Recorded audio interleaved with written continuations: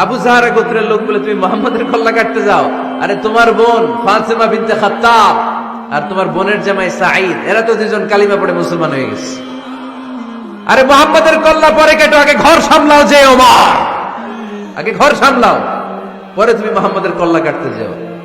ওমরে ফারুক রেগে গেলেন, রাস্তা ঘুরিয়ে বাড়ির দিকে চলতে আরম্ভ করলেন। রাগে তিনি গড়গড় করছেন। ওমরে ফারুকের বোন ফাতিমা বিনতে খাত্তাব, বোনের জামাই সাঈদ, তাদের দুইজনকে খাব্বাব রাদিয়াল্লাহু তাআলা আনহু সূরা তাহা ঘরের ভিতরে তেলাওয়াত করে শোনাচ্ছিল। পড়েন সুবহানাল্লাহ। সূরা তাহা দিয়ে আল্লাহ একটু পরে ধাক্কা মারবে আরেকটা। ওমরে ফারুক যখন আসলেন, ওমরে ফারুকের আওয়াজ শুনে খাব্বাব রাদিয়াল্লাহু তাআলা আনহু লুকিয়ে গেলেন। ওমরে ফারুক দরজার মধ্যে কড়া নাড়লেন। বোন বলে, কে তুমি? সাইয়েদনা ওমর বললেন, আমি ওমর। খুলে দেওয়া হলো। ঘরের ভেতরে ঢুকেই কথা নাই বার্তা নাই, নিজের আপন বোনকে মারতে শুরু করলো ওমর। বোন জামাইকে আঘাত করতে শুরু করলো। মারতে মারতে নিজের কলিজার টুকরা বোনকে, বোনের জামাইকে সাইয়েদনা ওমরে ফারুক পিটাতে পিটাতে রক্তাক্ত করে ফেললেন। গা দিয়ে ফিনকি বের হয়ে যখন রক্ত বের হয়, সাইয়েদনা ওমরে ফারুকের দিলের মধ্যে মায়া তৈরি হয়ে যায়। সাইয়েদনা ওমরে ফারুক বললেন, আমার কলিজার টুকরা বোন আর বোন জামাই, তোরা কেন মুহাম্মাদের কথায় পাগল হলি? বুঝলাম না কেন মক্কার লোকগুলো পাগল পাড়া হয়ে সব মুহাম্মাদের দলে চলে যায়। কি এমন কথা মুহাম্মদ তোদের শোনায়? কি এমন বাণী তোদের শোনায় যে বাণী শুনে সব তোরা মুহাম্মাদের দলে চলে গেলি? কি আছে মুহাম্মাদের কাছে? কি কি জাদুটা? কি কি জাদু পেলি সেখানে? আমার একটু দেখা। বোন ফাতেমা বলে, না ভাই, ইন্নাকা রিজিস, তুমি নাপাক। লা ইয়ামাসসুহু ইল্লাল মুতাহহারুন, পাক পবিত্র না হয়ে আল্লাহর এই কালামে স্পর্শ করা যায় নাকি? আওয়াজ করে বলেন, স্পর্শ করা যায়? ভাই তুমি গোসল করে আসো, তাহলে তোমার হাতে তুলে দিব, তুমি পড়লেই বুঝতে পারবা কি আছে আল্লাহর এই কোরআনে।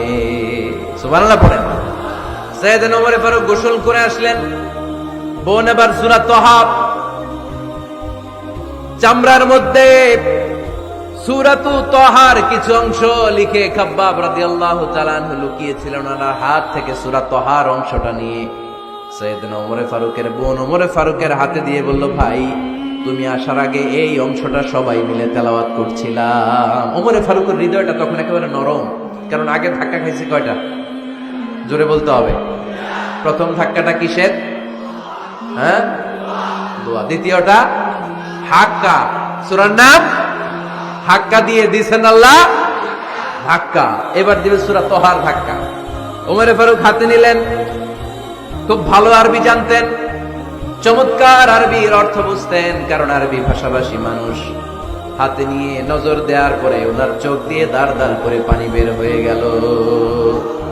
ওমরে ফারুক আয়াতগুলোর দিকে তাকিয়ে পড়তে আরম্ভ করলেন। তাহা মা أنزلنا عليك القرآن لتشقى إلا تذكرة لمن يخشى تنزيلا ممن خلق الأرض والسماوات العلا।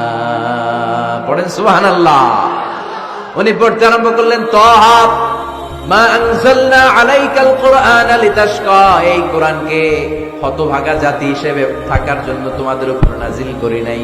তানজিলাম মিম্মান খালাকাল আরদা ওয়াস সামাওয়াতিল উলা, এটা ওই রবের পক্ষ থেকে, ওই সত্তার পক্ষ থেকে নাজিল হয়েছে, যেই রব জমিন তৈরি করেছেন, যেই রব বিশাল সুবিশাল আকাশও তৈরি করেছেন। সুবহানাল্লাহ পড়েন। সূরা তাহার এই চমৎকার অসাধারণ শব্দ গাঁথনি দিয়ে এই আয়াতগুলো যখন পড়তে আরম্ভ করলেন, ওমরে ফারুক আর নিজের উপর ব্যালেন্স রাখতে পারলেন না, আর ধরে রাখতে পারলেন না। এবার ডাইরেক্ট অ্যাকশন। এবার কি? এবার কি? 3 নাম্বার ধাক্কা খেয়ে, সূরা তাহার ধাক্কা খেয়ে আর সামলাতে পারলেন না, পাগলের মতো হয়ে গেলেন। বলতে আরম্ভ করলেন, আইনা মুহাম্মদ, মুহাম্মদ কোথায়? সাইয়েদনা খাব্বাব বললেন, বিশ্বনবী সাফা পাহাড়ের পাদদেশে দারুল আরকাম ইবনে আবিল আরকামের ঘরে বসে বসে লুকিয়ে লুকিয়ে কোরআনের দাওয়াত দিচ্ছে। ওমর, তুমি যদি মুহাম্মদ সাল্লাল্লাহু আলাইহি ওয়াসাল্লামের দেখা পেতে চাও, তাড়াতাড়ি দারুল আরকামের ঘরের দিকে ছুটে যাও। ওমরে ফারুক তলোয়ার নিয়ে ছুটলেন, পাগলের মতো ছুটলেন, আর ধৈর্য ধারণ করতে পারেন না। বিশ্বনবীর নূরানি চেহারাটা একবার দেখার জন্য পাগলের মতো ছুটতে আরম্ভ করলেন। ওমরে ফারুককে দারুল আরকামের কাছে আসতে দেখে বিশ্বনবীর চাচা হামজা ইবনে আব্দুল মুত্তালিব এসে বলে, নবী তাড়াতাড়ি দারুল আরকামের ঘর থেকে আপনি পালিয়ে অন্য কোথাও চলে যান। ওই যে ওমর ইবনে খাত্তাব নাঙ্গা তলোয়ার নিয়ে আপনার উপর আক্রমণ করার জন্য ছুটে আসছে গো নবী। বিশ্বনবী বললেন, ও আমার সাহাবারা, ও আমার চাচা হামজা, সবাই আপনারা সরে যান, ওমরে আসতে দেন, ওমরে বাধা দিয়েন না। কারণ কিছুদিন আগে তাহাজ্জুদের নামাজ পড়ে আমি আল্লাহর কাছে একটা বিশেষ দোয়া করেছি, আমার মন বলছে ওই দোয়াটা আল্লাহ কবুল করতে শুরু করেছে। ওমরে ফারুক চলে আসলেন, এসে কোনো কথা নাই, চিৎকার দিয়ে বললেন, আশহাদু আল্লা ইলাহা ইল্লাল্লাহ ওয়া আশহাদু আন্না মুহাম্মাদান আবদুহু ওয়া রাসূলুহু। আমি সাক্ষ্য দিলাম আল্লাহ এক, অদ্বিতীয়, আল্লাহ ছাড়া কোনো ইলাহা নাই, নিশ্চয় আপনি মুহাম্মদ আল্লাহর বান্দা এবং রাসূল। সুবহানাল্লাহ পড়েন। এই কালমা শাহাদাতের ভেতরে আল্লাহর কথা, আমার নবীর কথা ঢুকিয়ে দিয়েছে কে? ওই শাহাদাতের জ্যোতি সাইয়েদনা ওমর ফারুকের হৃদয়টারে উজালা করে দিল। দুনিয়ার সব ভয়কে পেছনে ফেলে এক আল্লাহর ভয়কে অন্তরে ধারণ করে আওয়াজ করে বললেন, আশহাদু আল্লা ইলাহা ইল্লাল্লাহু ওয়াহদাহু লা শারীকা লাহু ওয়া আশহাদু আন্না মুহাম্মাদান আবদুহু ওয়া রাসূলুহু। পড়েন সুবহানাল্লাহ। তিনটা ধাক্কা। কয়টা? সবাই বলতে হবে কয়টা? প্রথম ধাক্কাটা দোয়া, দ্বিতীয় ধাক্কা হাক্কা, তৃতীয় ধাক্কা সূরা তাহা। তিনটা ধাক্কার মাধ্যমে সাইয়েদনা ওমর ফারুককে মুসলমানদের লিডার বানায় দিল কে? ওমর ফারুক কালিমা পড়ে মুসলমান হয়ে গেছে। মুসলিম সাহাবাদের মধ্যে আনন্দের বন্যা বয়ে গেল। বিশ্বনবী খুশি হয়ে গেলেন, আল্লাহ শুকরিয়া করলেন, আল্লাহ তুমি আমার দোয়া ফিরিয়ে দাও নাই, আমি বলেছি দুজনের একজনকে চাই, তুমি ওমর ফারুককে দান করেছো। পড়েন আলহামদুলিল্লাহ। এবার ওমর ফারুক বিশ্বনবীর প্রশ্ন করলেন, নবী আলাসনা আলাল হক, আমি প্রশ্ন করি উত্তর দেন, আমরা কি সত্যের উপর নাই?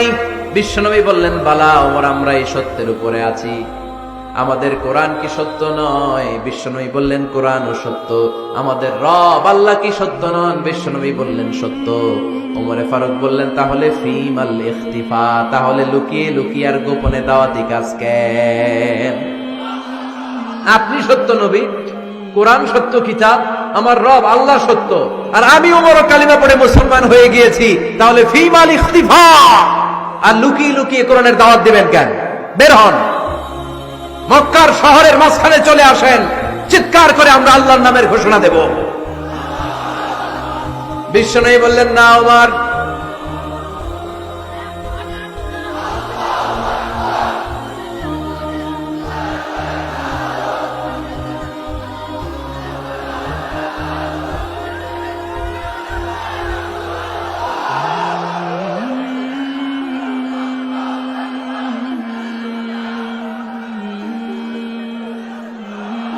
বিশ্বনবী ডেকে বললেন, না ওমর, এটা মাক্কি জীবন, ওমর এটা মাক্কি জীবন, এখানে দাওয়াতি কাজ করব লুকিয়ে লুকিয়ে, আস্তে আস্তে। আল্লাহ যখন আমাদেরকে বিজয়ী করে দিবেন, তখন আমরা প্রকাশ্যে দাওয়াত দিলে কোনো সমস্যা নাই। সাইয়েদনা ওমর ফারুক বলেন, না ও নবী, আমার উপর ছেড়ে দেন, আমি দেখব, আপনি আমারে শুধু মক্কার জমিনে একটা মিছিল দেওয়ার অনুমতি দেন। কিসের অনুমতি? আল্লাহর নামের তাকবীর দেওয়ার অনুমতি দেন। বিশ্বনবী বললেন, ঠিক আছে, সাবধানে তাকবীর দিও। ওমর ফারুক তাকবীর দেওয়ার জন্য লক্ষ্য খুঁজতে আরম্ভ করলেন। মুসলিম 11 জন সাহাবাকে খুঁজে পেলেন। কয়জন? ওমর ফারুক বললেন 11 জনই চলবে। 11 জনকে 2 লাইন করলেন। কয় লাইন? পিছনে 6 জন, সামনে 5 জন। পিছনের লাইনের নেতা বানিয়ে দিলেন বিশ্বনবীর চাচা হামজা ইবনে আব্দুল মুত্তালিবকে। প্রথম লাইনের 5 জনের নেতৃত্ব দিতে আরম্ভ করলেন সাইয়েদনা ওমর ফারুক নিজেই। 2 লাইন তাকবীর দিতে জানলে বেশি মানুষ লাগে না, 10 জন দিয়ে গোটা বিশ্বটারে কাঁপিয়ে দেয়া যায়। 11 জন 6 আর 5 ওমর ফারুক সামনে দাঁড়ালেন। ওমর ফারুক সামনে দাঁড়িয়ে এবার আল্লাহর নামের স্লোগান দিবেন। ওমর ফারুক বলেন, আমরা খুব লম্বা চূড়া স্লোগান দিব না, খুব ছোট্ট, দারুল আরকামের ঘর থেকে কাবা ঘর পর্যন্ত, বাইতুল্লাহ পর্যন্ত, এতটুকু জায়গা আমরা তাকবীর দিতে দিতে সামনের দিকে এগোবো। পৃথিবীর কোনো শক্তি আমাদেরকে থামায় দিতে পারবে না। ওমরে ফারুক তখন এক বাক্যের একটা ভাষণ দিলেন। কয় বাক্যের? ওমরে ফারুক সামনে দাঁড়িয়ে বললেন, মান আরাদা আন তাসকুলা উম্মু ইয়াতামা ওয়ালাদু তারমিলা যাওজাতুহু ফালিয়াসুদ্দানি। কে আছো মান আরাদা আন তাসকুলা উম্মু, কে আছো মায়ের বুক খালি করতে চাও? ইয়াতামা ওয়ালাদু, কে আছো বাচ্চাগুলারে সন্তানগুলারে ইয়াতিম বানাতে চাও? তারমিলা যাওজাতুহু, কার এত বড় বুকের পাটা আছে দেখি, কে আছো স্ত্রীকে বিধবা বানাতে চাও? বুকের পাটা থাকলে আমি উমরে থামাও, যদি সাহস থাকে আমি উমরের মিছিল থামাও। ওমর ফারুক শুরু করলেন, আল্লাহু আকবার, আল্লাহু আকবার, আল্লাহু আকবার। স্লোগান দিতে দিতে সাইয়েদনা ওমর ফারুক কাবার গিলাফ যে স্পর্শ করলেন, ওমর ফারুকের এই স্লোগান কেউ থামাতে পারে নাই। কিয়ামত পর্যন্ত এই আল্লাহর নামের স্লোগান কেউ থামাতে পারবে না। চিল্লায় বলো ঠিক কিনা?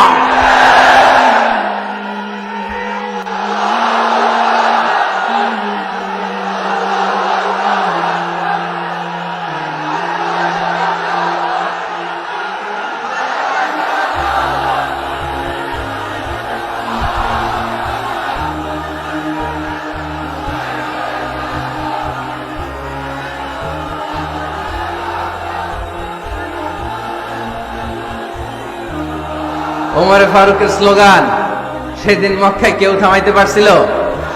আওয়াজ করে বলতে পারছিল? এখনো আল্লাহর নামের স্লোগান কেউ থামাই দিতে পারবে? কিয়ামত পর্যন্ত আমার রবের স্লোগান কেউ থামাতে পারবে? পারবে না।